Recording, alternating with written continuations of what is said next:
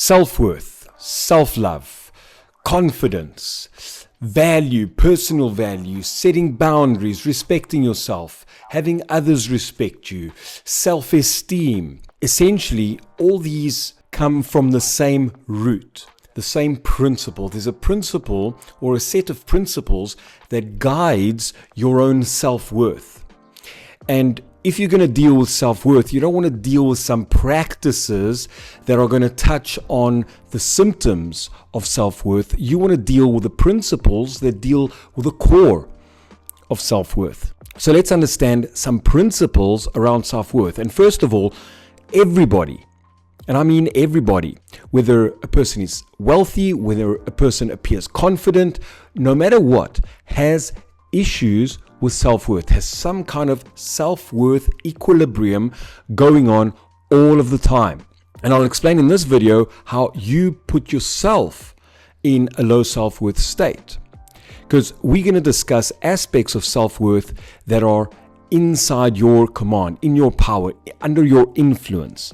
Now, there are other aspects of self-worth that come from your past, that come from beliefs, that come from family patterns, that come from deep-seated fears, that come from unprocessed emotions, that come from shadow aspects. These are to a degree in your control, but they're not under your conscious control. You need to go digging and do some inner work to resolve those aspects of self-worth. But now I'm going to speak to some aspects of self-worth that are in your control. And we're going to look at, first of all, there's 16 different factors that I've discovered that affect your self-worth or your personal value. So if someone tells you just go do these affirmations and you'll be okay, it's bullshit. It's not going to work. You might feel good for a little bit of time, but you might do the affirmations and the thoughts in your head are going to tell you, you're talking shit, this is crap, this is bullshit, this is not you, you're not worthy, because you're in defiance of one specific principle in that you got to be truthful, you got to be aligned with who you are. So I'm going to share 3 aspects of self-worth, and don't go doing this affirmation stuff if it's not aligned, if it's not congruent, if it's not words of power that you're aligned with saying, that's aligned with your path. Otherwise, you're going to get lost in those words and you're going to create, and I said create, thoughts of low self-worth. So a lot of times when we're in denial of our own situation and we're trying to convince ourselves to be somewhere else, this is not going to work. This is going to create more self-doubt and more low self-confidence and self-love issues because you're not congruent. So I'm going to share 3 aspects in this video about how to elevate your own self-worth, how to control, in essence, your levels of self-worth. So the first one, and I've mentioned it earlier, is congruence.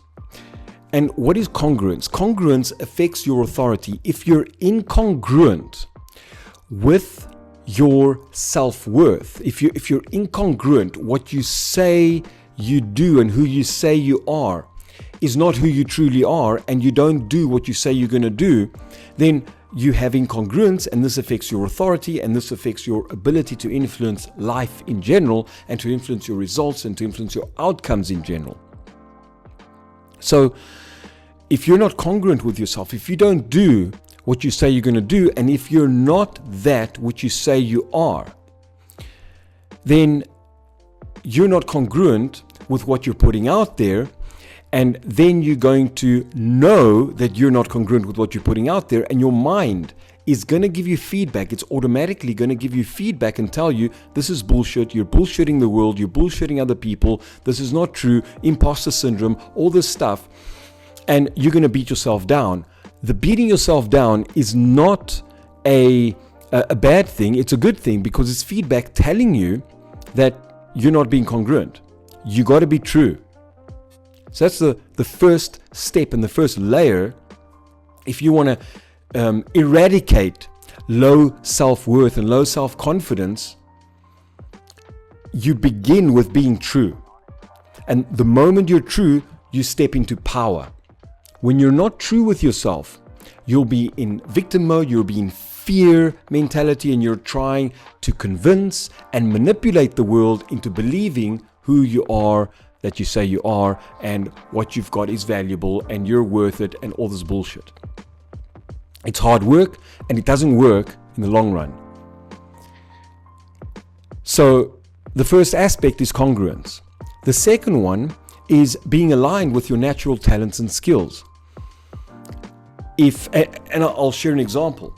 My sister was dealing with some Excel issues and Excel programs, and it's not her natural talent and skills. And she was having thoughts of, I'm not worthy, I'm not good, I'm worthless, and all this stuff, beating herself down.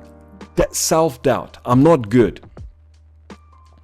It's because she was doing something that was outside of her natural skills and talents. And sometimes we've got to do that. Sometimes we've got to build new skills, but we've got to understand where we are on the journey of building new skills.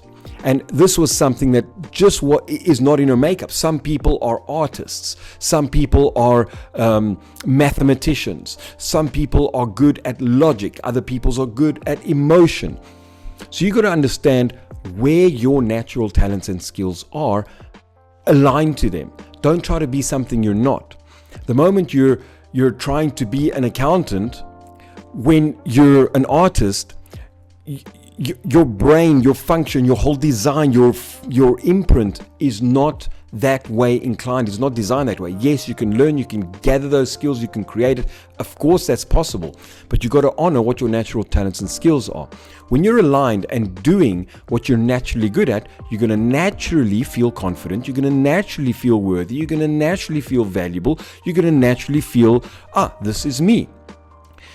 When you're not aligned, when you're doing something you're not supposed to be doing, like gardening, if you're not a gardener and you are doing gardening, you're going to feel, I'm wasting my time. This is not me. I shouldn't be doing this. Why am I doing this?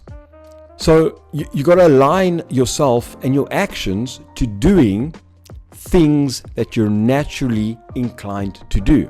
Then your worthiness stabilizes on that level. The third thing is setting achievable goals. Now, a lot of people, they try to bullshit themselves into setting goals. I'm going to be a millionaire. I'm going to be a billionaire. I'm going to create all of this.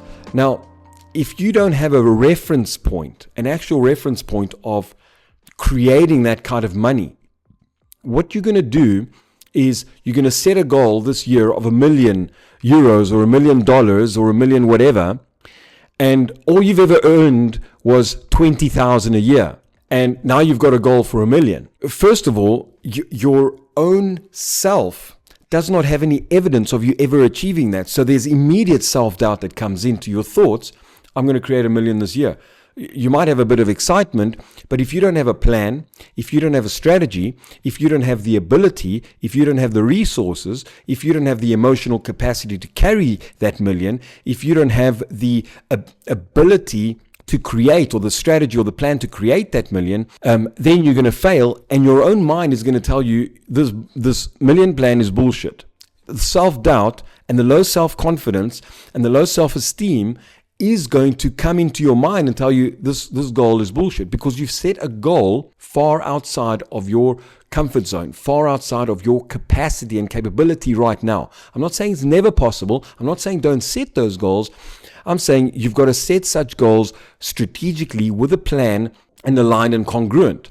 So nothing wrong with saying, all right, well, I've got a product that can sell to 1 million people. I've got a plan, a marketing plan to make it happen. I've got the resources to market it. I've got people that can support me. So within a year, because there's such a demand of these products, we can put it out there and we'll sell 1 million products or 100,000 products at €10 each, and we'll make $1 million. That's possible. But you've got a plan, you've got a strategy, all the aspects are in place. But outside of that, then you're just living in la la land. You're just living in, I want to create 1 million. This is not how life works. So you need to be congruent. You need to be aligned with your natural skills and talents, and you need to set achievable goals.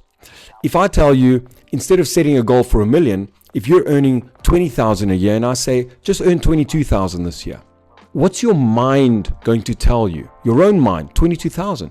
Okay, possible. It's easy. I can do it. I can do an extra 2,000. Great. It's telling you that's possible.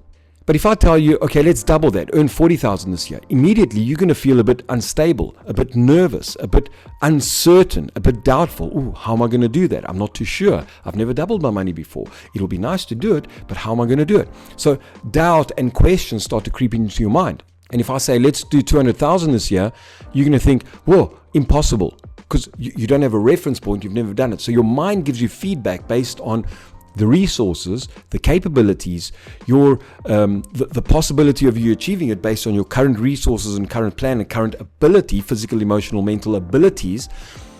So you get feedback based on your whole being. And your mind tells you, you don't have to go to someone, a business specialist, to give you feedback to tell you what's possible or not. Your own mind will give you feedback. And then the next thing you've got to do is, okay, with this feedback, what do I need to correct? And then you create a plan for yourself to earn that kind of money or to grow to that kind of person. Maybe you've got a weight loss plan or a financial plan or a business plan, or no matter what. The point is your self-worth is going to be affected by these three aspects. So take that away with you, implement it into your life. If you found this video valuable for you, please send it out to someone that's struggling with self-worth and share it with them. And I look forward to share some more insights and videos with you in the future. For those of you that want to join our school, I take people strategically and methodically to know themselves, connect with their true self-worth, and fulfill the life that they're here to fulfill. If you're interested to truly empower your life, join the Know Yourself School, and I take you strategically and methodically to grow your self-worth, connect to your true self-worth, identify who you are and what needs to be put in place, and you go out there and fulfill the life that you're meant to do.